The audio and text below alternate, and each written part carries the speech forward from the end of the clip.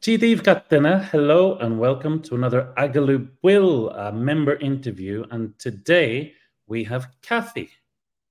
Cathy, could you introduce yourself for the viewers?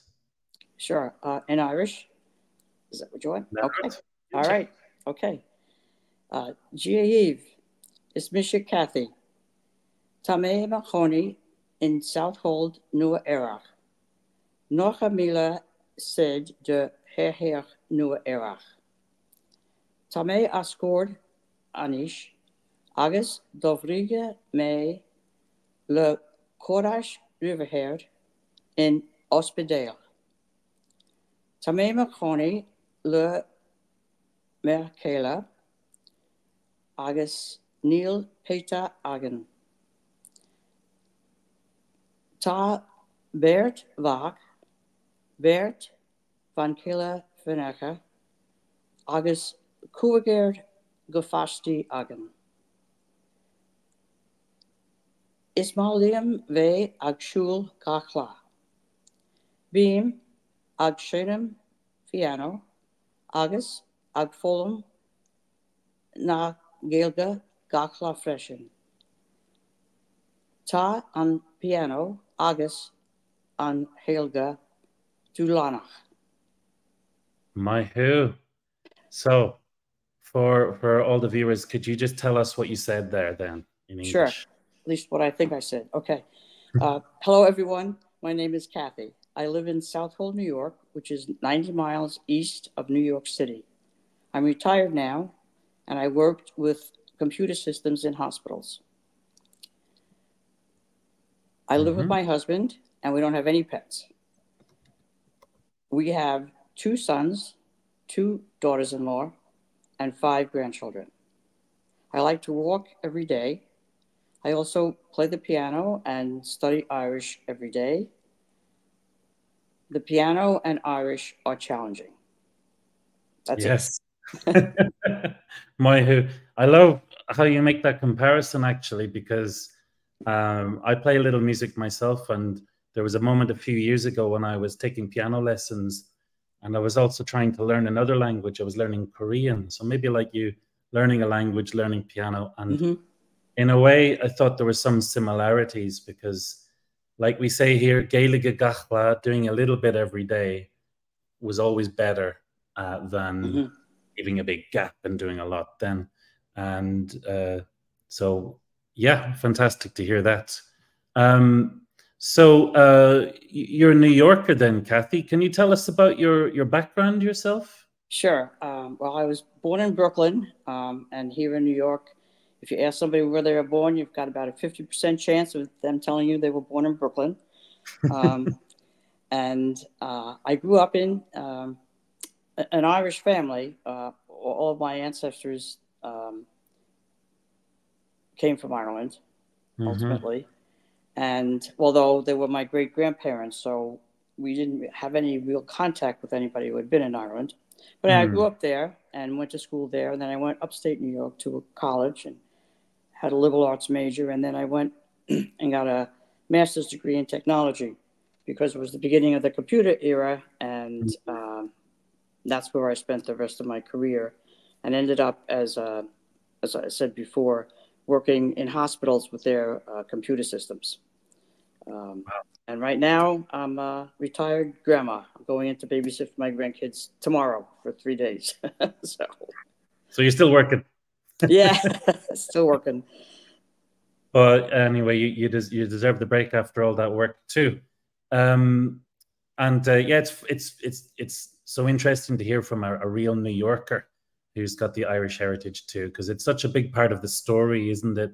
Or it seems to be from our point of view in the movies and everything, and you know, the Ellis Island. And at one point, I believe in Manhattan, Irish was one of the most common languages you would hear in the mid-19th century, I think, because there were so many of us going over there for one reason or another.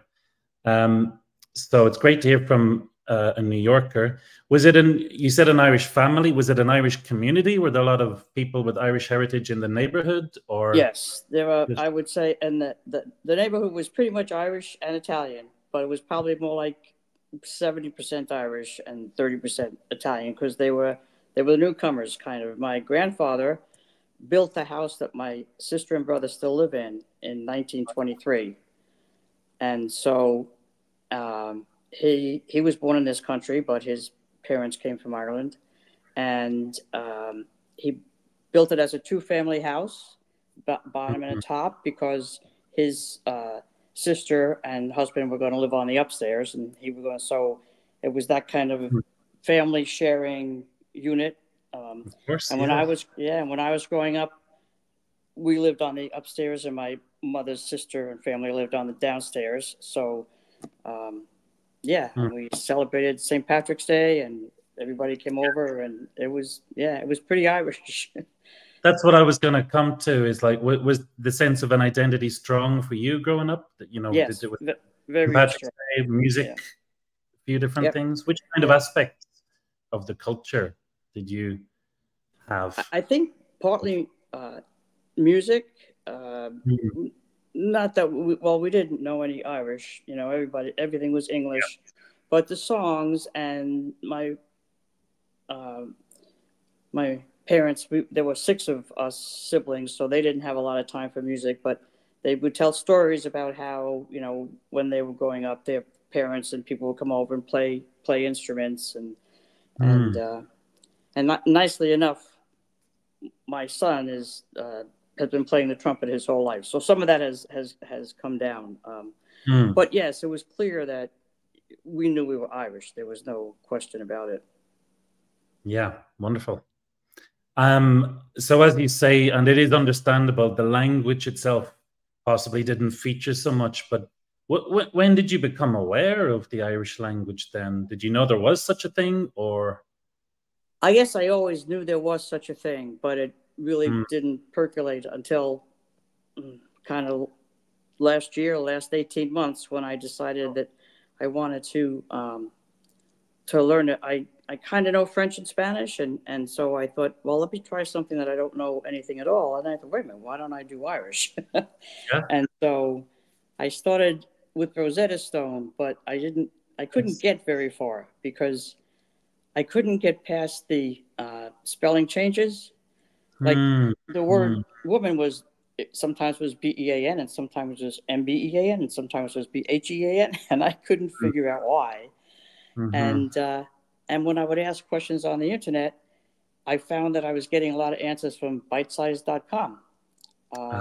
And so I thought, well, let me look at this and see what it is. And then I found the answers to all my questions. Not that I still understand them or get them right all the time, but at least I know I have a place where I can go and look them up. I mean, it's true that there were some challenges, because not everyone, but most people who are learning Irish come from an English language background. And there are definitely some challenges, things which are a bit different. So you mentioned the word ban could sometimes be written with an M and become man, or it could be written with a V and become van. The first letter of the word can change, not just the end of a word. Right. First letter, which is very odd. I think it only happens in Celtic languages. So it does happen in Welsh as well. It does, and then it's hard to look up in the dictionary, because you don't have the beginning letter. You need a strategy. You need to know what's going on a little bit. So it's such a different thing, these initial mutations, mostly what we talk about Shevu and Urdu. It's such a different concept that it's a bit of a challenge, all right. But it's good. It's like a puzzle, so it's fun. It's also fun. It's like, and you like languages, I think. Anyway, you mentioned French and Spanish. You speak, right? Yeah. I can understand that feeling too. I like languages, and it is like a puzzle. It's great when you feel like you've cracked it and you've decoded. It is coding, I suppose, in a way. You've decoded this sentence, and now you understand it. Very good. So it's just a couple of years ago, really, that you came into contact with the language on Rosetta Stone, and then you heard about Bite Size Irish. I think I've been on Bite Size for about 6 months, and I was on Rosetta Stone for about 6 months, maybe 10 months before that. So, yeah, not too long. So I'm happy. It's fun, and Bite Size. I like all the different people on it, Emma and Ben, and I've been going to Ben's monthly dialogues, which are enjoyable. They're fun, and there's no pressure. You know, you can speak if you want to, and you don't have to if you don't want to. And right. These are, if anyone doesn't know, these are our BO sessions where we have a script and a scripted conversation. So in the BO session live together, you practice reading the script. So you find that useful? I do, yes. And I've, you know, then you meet other people who are doing it also. And the other cool thing is from the Felta Ishtak page, when you join on and welcome, I found, we found each other, someone who lives 10 miles from me. So now we're meeting every week when we can. Yeah. And have coffee and try our Irish as best we can. And so that's really neat. Yeah, so this is in Bite-Size Pubble, our online community where we've got daily challenges and people can ask questions and practice their Irish. But the word pubble means community, nice and simple. And, people do find that they get to know each other a little bit. And the fact that you met somebody, did you say 10 miles away? Yeah, yes. And I live in a pretty small town, and she lives in a town as small as mine, 10 miles away. So that's amazing. Well, I suppose close to New York, there's got to be a few Irish people. There's got to be a few people with Irish culture and language. But there we go. That's the very essence of community. A language is for speaking with people. It's interesting to study on its own, but it always kind of sings when you can have a conversation and a chat with people. So I'd like to ask you about your Irish learning journey. I know it's only in the last couple of months, but where would you say you were with your Irish by the time you were coming to Bite Size? Was it a cup of fuckle that you had, just a couple of words, or were you? I had words because I had gotten a bit into Rosetta Stone. I had some words, and I think finally mastered the fact that "ta" was "is" and comes at the beginning of the sentence. But I couldn't get past the. I felt like I was spending so much time trying to figure out why they were doing things, and maybe other people wouldn't do that. I needed to understand the structure of the language, and I couldn't do that. So when I got onto Bite Size, one of the first things I've done, I've used the reference pack a lot. Oh, great. And because the answers are there. I don't understand it all yet, but I know, for instance, if somebody says to me that the plural genitive, I know I can go there and look it up and find out what that is. And I can find the numbers there, and I can find what the nouns and the cases. And I don't know them, but I know where I can go and look them up. So I've liked that a lot. So they're available. You can check things. Yeah. The reference pack, the Ashta reference pack that Cathy's just mentioned it's just that it's a reference, a learning resource. We're trying to add more to it all the time, but we have modules in there about the dialects of Irish, about numbers, as you mentioned, and about the noun, the different forms of the noun. And the next one that will be coming to that will be about the verb, actually, which is going to be another big one. Yeah. But the idea is we hope it's simple, clear information. And if you need to go back time and again, then that's the easiest place to find that info. That's the idea for the reference pack. It might be a little bit drier than some of our other lessons, but it's just like pure info. That's the purpose of it, I think. So glad to hear that you've been using that and that you find it useful, because that's entirely the intention behind it.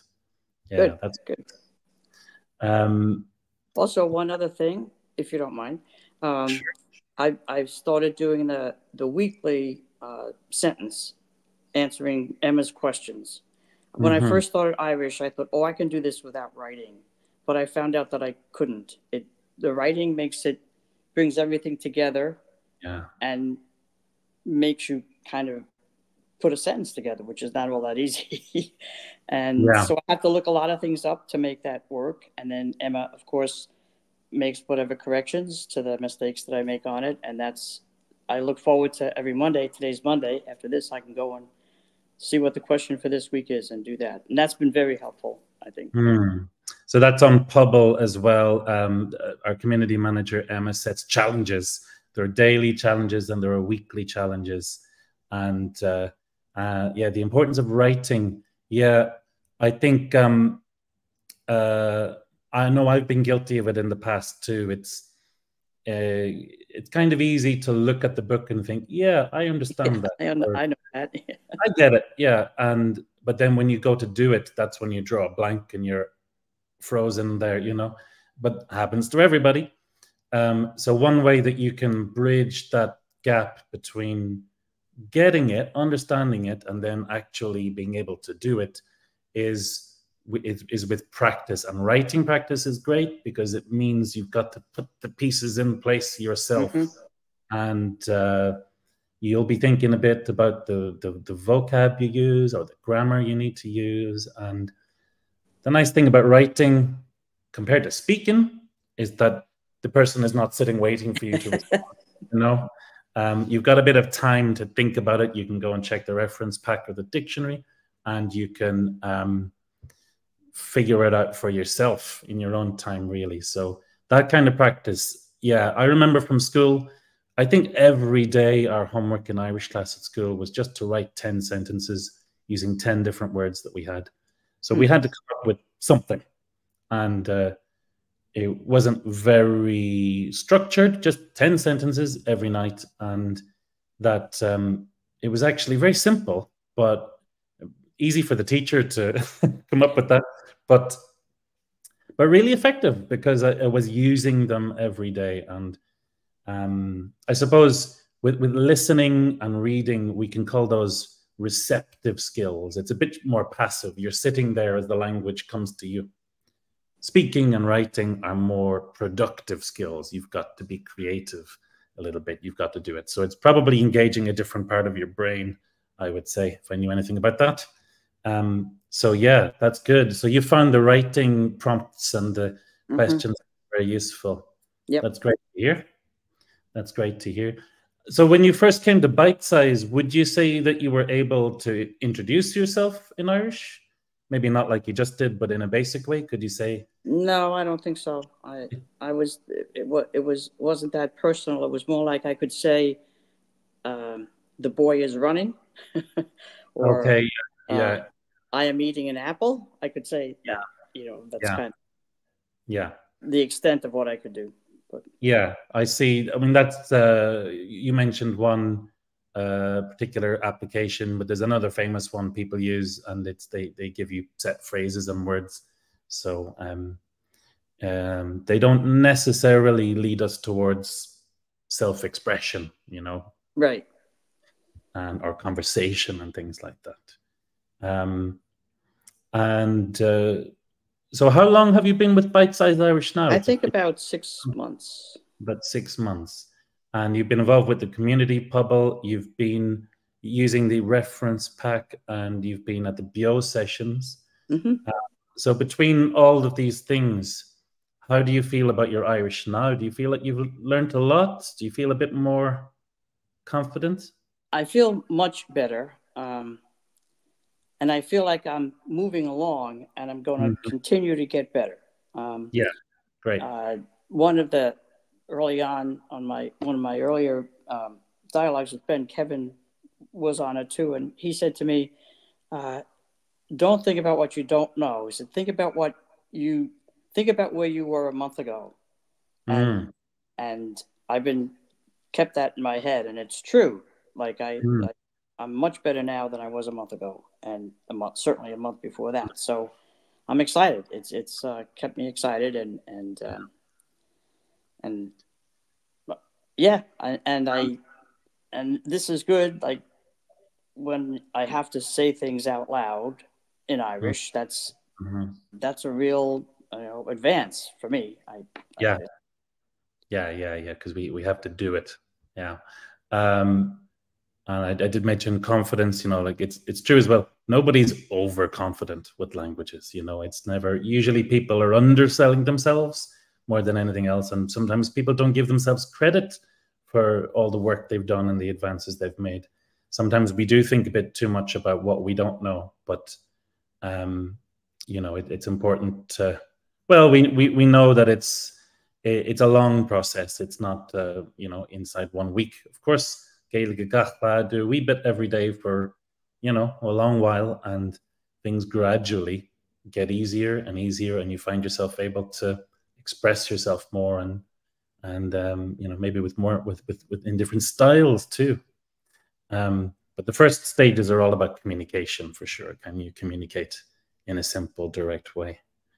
So what would you say? It's clear that you've been using different aspects of Bite Size Irish. But what have you enjoyed the most about learning Irish with Bite Size? I think kind of what you just mentioned about it's conversational on Bite Size, and when you go through the Tusmar lessons, they have dialogues in there, and that's the way that you can learn how to speak. Like the first one we did, it seems very easy now, Konasatatu, Tamego Ma. That's like, but when I started, I didn't know any of that. And so, and then, then there's other dialogues on where do you live and, what kind of house you're in. And so those expressions help you to have a conversation with somebody. Yeah, wonderful. Yeah, and again, for anyone who doesn't know, Tusma is our beginners Irish course on Ashter on our online platform. So there's different ways you can use the bite-sized Irish material, but you could just start with Tusma, and we have, you'll get vocabulary and grammar lessons, but then it's put together in these conversation lessons where 2 or 3 people are talking, and you can listen to them slowly or more quickly, and so on. So putting it all together is a really important step. And we have recently been updating our Tusmai dialogues so that we've got more different voices in there too. So yeah, a little bit different, as I said, to the reference pack that we referenced earlier. The reference pack has simple, clear information, but in Tusmai, it's more kind of how it would naturally grow within you and how you want to express yourself, like who you are, then where you're from, then talking about your family, these topics rather than a grammar topic. So yeah, I'm glad to hear that. And you mentioned before to me that you've been to Ireland before. Would you be thinking of another trip sometime? Like, would you like to come here and use your Irish maybe? I would. I have this friend that I told you we met. She's going to go in May and go to an immersion. I'm not sure where that is, but I don't know that I'm ready for that yet. But I would like to go back and, as I said, my ancestors all came from Ireland, and I'd like to visit at least those areas that I know that they came from. So I think I'd like to do that first. And I'm not sure, Neil, how many people actually speak Irish in Ireland anymore. Do you? It's a tricky question to answer because you could walk around and not hear any Irish because people default to English.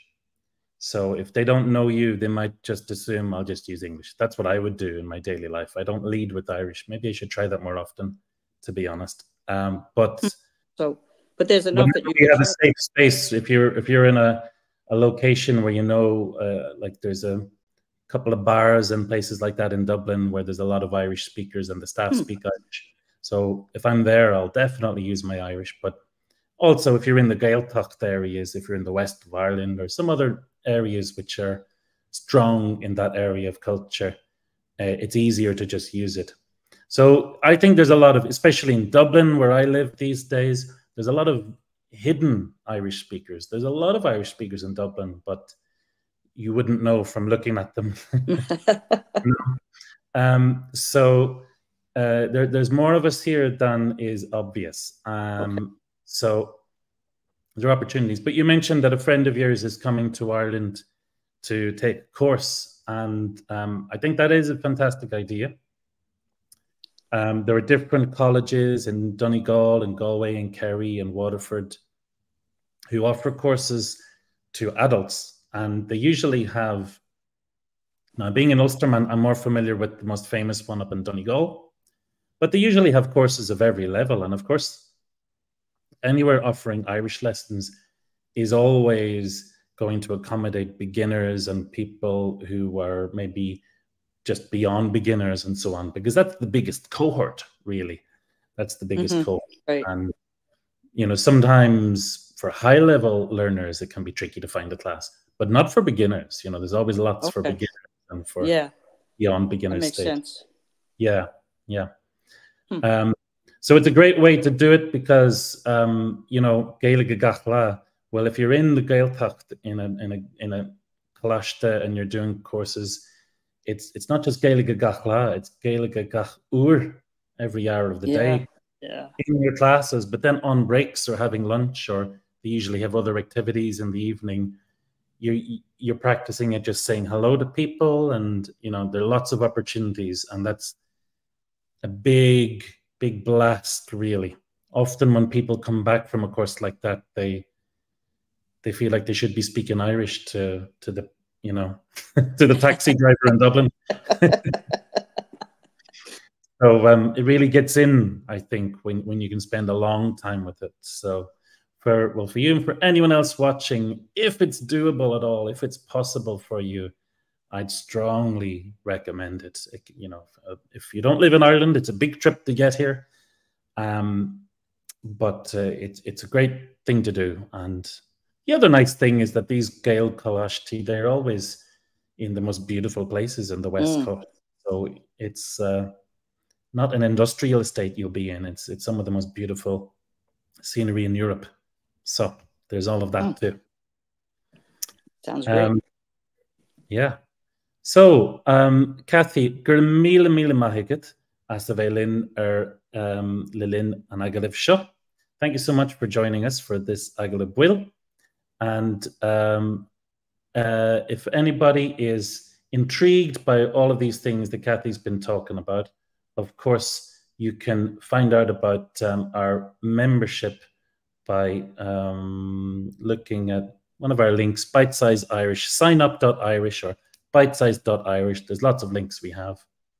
And find out about membership. We have different levels of membership, and you can avail of all those services that Cathy mentioned. So online self-study classes, live sessions, video calls, and the online community where you can interact every day.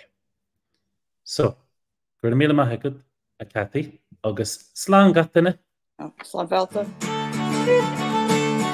Your Explore Irish language journey is waiting for you at Bite Size Irish. Sign up today for Explore membership at signup.irish.